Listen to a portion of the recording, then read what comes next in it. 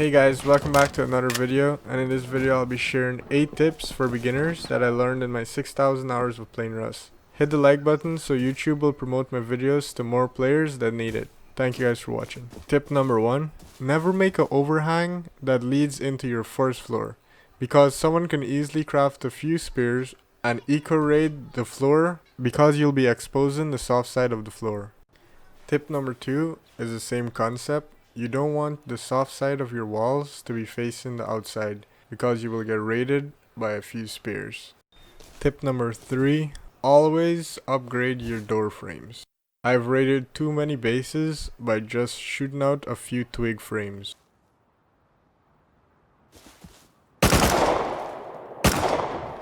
Alright, I'm just gonna show you what each material looks like for the walls on the soft side and hard side. On the left is the soft side and on the right is the hard side. Also, if you're holding out your hammer and you have TC access, then you can just rotate your walls by holding E.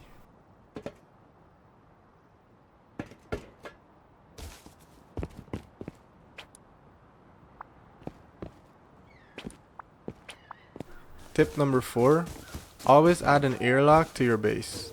If you don't know what that is, well, it basically closes the doorway behind you so that if you die in your doorway, the player can't just run straight into your base.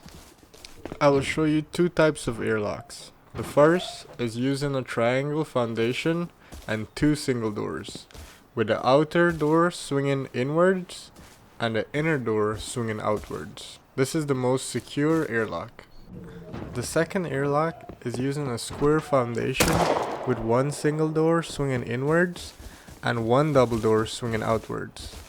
It does create an airlock, but if there's 2 players, one can be pushed in through the airlock, so you might need a shotgun trap for extra protection. Tip number 5. It's always a good idea to have a small 2x1 or a 2x2 flank base with a kit inside, so you can defend your base from the outside in case of a raid or just someone camping your base. Alright, so tip number 6 is making a hemp base. Hemp bases are OP, and the reason they're OP is because they require your attention every hour, so they're really easy to upkeep, and having one can give you about 1,000 scrap an hour and provide you with all the cloth you need for your wipe in one harvest. Instructions on how to make one will need another video, but I'll leave a link to Tamura77's video where he explains how to. Tip number 7. If you happen to make a play and get some good gear or good items and you either don't have a base or you don't think you could make it out alive, you can place a sleeping bag and a stash bag, which will allow you to hide those items. Your sleeping bag will last 3 days outside of TC radius, and you can hold E on the stash bag to get the option to bury it.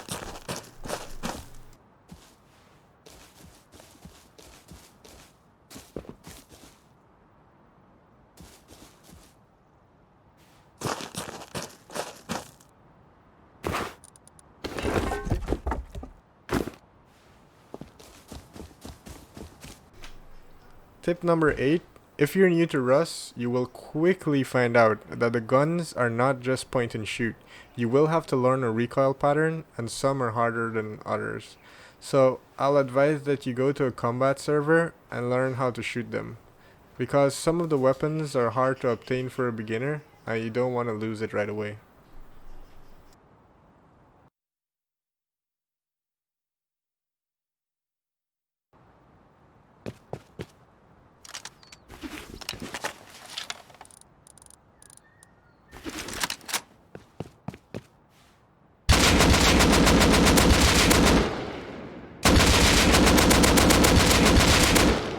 For a bonus tip, guys, if you're new to the game, try to play to have fun and hang out with your friends, and don't get too connected to your loot, because most likely you will get offline raided.